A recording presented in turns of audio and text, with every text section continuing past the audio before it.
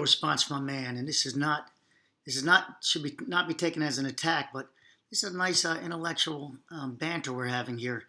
DJ's statement here, he's a structural engineer, that he's basically going with the report that it's shear and leaven. I stated back, if this is true, then 2 should also have pushed off of 1. You know, if we're talking about it sliding off, if that's the only compartment, if the only deal is. You can come to the comments here and go down. I guess I should read it and then we'll go from there. The OSHA report is surprisingly well written, and in my opinion, as a structural engineer, its conclusions are spot on. If they would have roughened the deck concrete properly, or even cast a corrugated surface at the diagonal/deck port interface to key the 2 surfaces, the slippage of member 11 along the deck would probably not have occurred, and the design may have been fine. Okay, let's just stop there. It's slippage along the deck. They have it's slippage. Well, the clamping force is what's going to hold this slippage, right? Is what he's saying, that they said it should be reclamped. You know, the clamping force is once they release the clamping force, this is when the slippage happened. Well, I disagree, because the clamping force is still down the rest of the members. To have slippage, these still have clamping force inside of them. All this is, I showed in another video, can slide. But this has clamping force. I'm sorry, this was removed at that point. So this was clamping force. This one has clamping force, not number 4, right? I think it is. I think, and then we have 10 with clamping force. So for this to slip, that means you got to take a choice here. What slipped? 11. For 11 to slip, it's integral with the rest of the system. So what's slipping here? The entire, you now have to tell me that this is slipping here also, to make 11 slide over. So you can make that the entire bottom deck slip going sideways. Or you can make what? The top canopy slip going to the left, which it would be, you know, so basically you have it racking. But that's the quick, fast version of it, and I'm not trying to cop out. I just want to make a long video for you, because I think I've been kind of redundant on that. Then DJ wrote back. I wrote DJ, this DJ. I wrote, if this is true, remember I said 2, right? Then the let me see if I can just grab anything significant here. Right, so if it had slippage, the J-bar on the back of on 11 that we see standing on the piers is in beautiful condition. If it slipped and it's causing a push off of 12, you know, if we go down that road, how is it able to not deform that J-bar? How is that possible? And also, how many hundreds of thousands of pounds of force would it be applying to push 12 off, to shear 12? I'm sorry, not pushing 12 off, correction. Not to push 12 off, but to shear 12. And to be able to create those cracks as we see parallel down the structure in the report. How much of it how can it do that? And it's an internal downward shear is what we're talking about, 11. So now you get to use that load on an incline, that shear on an incline in your calculations. Clearly, I'm at the position that this is 2 pores, as stated in a report, that the diaphragm, and I guess this would be part of the diaphragm, this was poured at the same time. I'm calling this bump out, and we see the craftsmanship is not that great, but this is poured secondarily. That the load path, the tensioning of the top of B is at the top and at the rear of this guy, top and rear. I'm treating it as a girder at that point, but let me come back to what he just stated, though. And he should, looking at this video, let's go back to what the report states, OSHA report states, and what DJ is stating, that they just needed more friction to stop it from sliding. And that's why 12, that this didn't happen down here. Well, I'm saying you're not looking at the design properly. They're totally 2 different designs. As we see here, the top of the post tent 2 bars in here, also one stops in the deck. The second one the higher one stops in the number one. So you say, well, that's the same thing I showed over here in a previous video. But no, look at the back of this. Number one is flat. There is no drain pipe, apparently. I can't find a drain pipe schedule through there. I'll keep looking for that because I'll try to debunk myself on that. We have a Fresnel hinge. Incidentally, I think I told you guys, I think that was Linda Figg's dad's partner who came up with this hinge design. So it's homage to him, I guess, and this was only going to be temporary. So this also is allowing some movement or change of forces down here. We look at the very top, and this joint shows that this canopy rests totally on top of this number one, and number one rests totally on top of the deck, and the diaphragm are directly in line over top of the pier. These forces looking like this. This, on the other hand, of 12 has a different format. Back here in the top, this rests on top, plus it has this little bit kicking out. That kicking out is also all the way down there, what I just showed you, that little bump out. This is not fully resting on top of the deck. This goes across the deck here and then transferring the load down. Some of these forces are outside of the deck and acting like, they're acting like however they're acting like.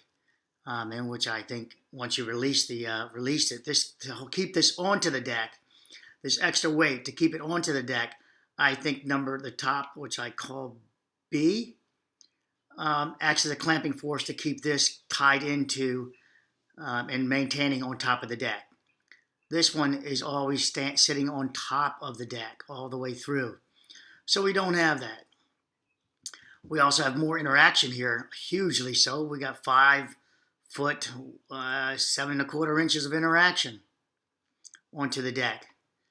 Down here, we don't have quite 5 foot. We have whatever this limited amount here is, which a total apparently 6'4" and a half. But then we have that extension to stick out. So we're going to do the deduction for that.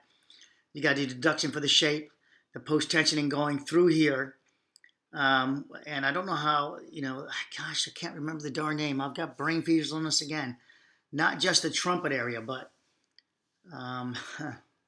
yeah, brain froze. So you've got that to deal with. And if you guys want to comment, I'll correct it down in the comments. I'll come back with that. But my brain's not giving me that just now. It's just shutting down on that. Let's take a look at this again. We have 3'6" here. Down below, we have 3 foot on number 3 foot 3/8 of an inch on number. We'll get to it on number 12. Down here, we with this Fresnel, and I'm pronouncing his name wrong. Fresnel. We have this. It's similar, isn't it? Now look what's going on here. I said it's going into number one. But what is it also going into? It's tied into the deck. It doesn't need the clamping force. This can slide at this point. The entire number one can slide across the deck once you release the forces. Here, the clamping force isn't present. You got the dead load force. The Fresnel hinge, or however you pronounce it, could allow some flex up there. But once you release the tension on 2, you no longer have the clamping force down here. You've got your dead load. If anything, you would think it would fail down here pushing off, right? But there's a huge difference here. Huge difference. I don't think we have the drain pipe going through here. I don't know if the drain starts somewhere here. I'm catching hell trying to find that. So I reserve the I don't want to call it the right, but the right to detract on the drain pipe. We have the drain pipe going. Then here, of course, it makes an inherently weak part of the support. 3 foot 3/4 of an inch. Again, we have 3 foot 6 3/4 of an inch. So we've got another 6 inches of dealing here.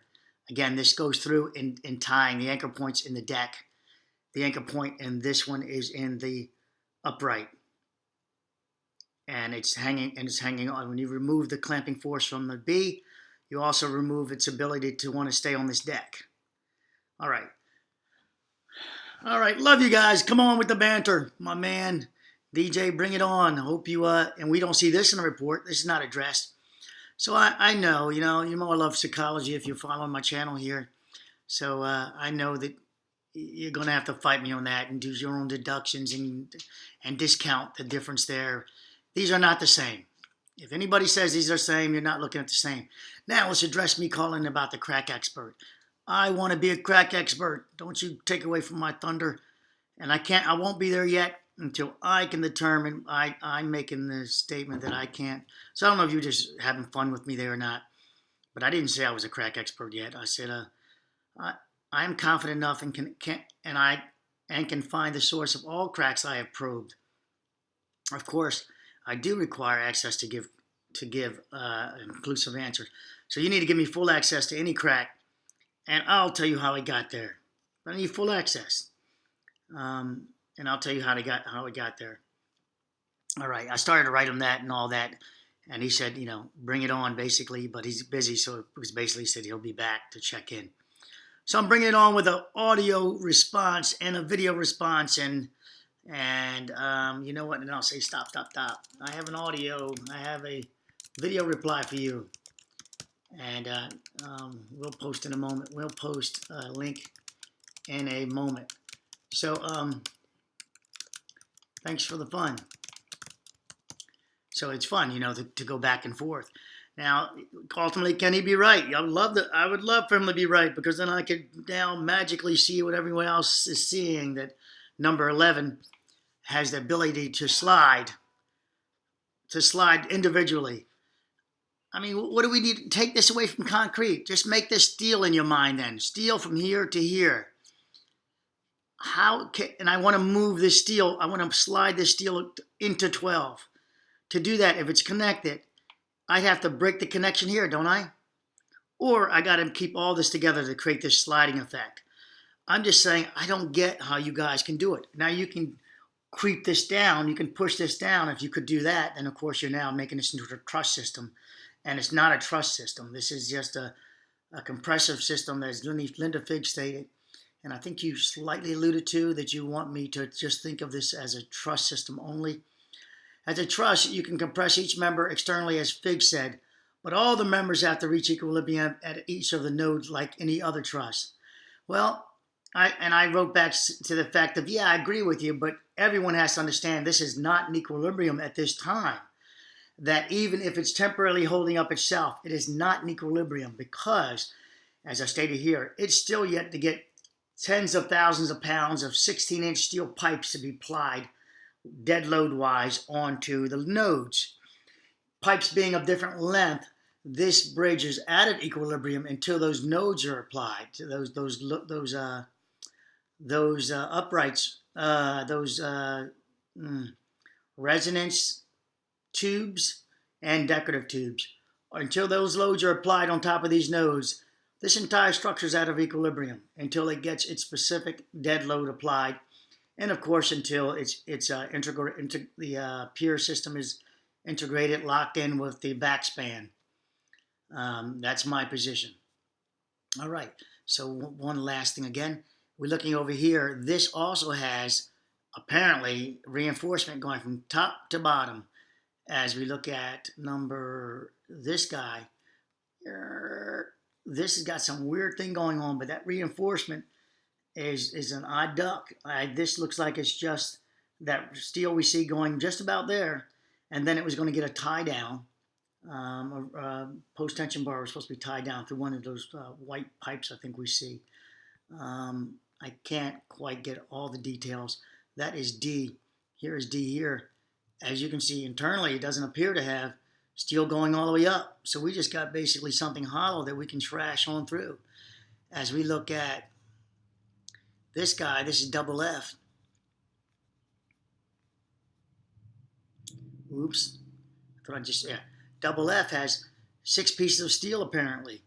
I can't count. I better pack it up. That's 8 pieces of steel in there. So I don't see where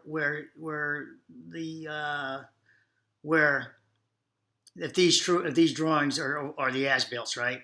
If that's the case, I don't see where one is equally the same and how you can even compare. Everyone keeps trying to compare why didn't 2 and 1 fall.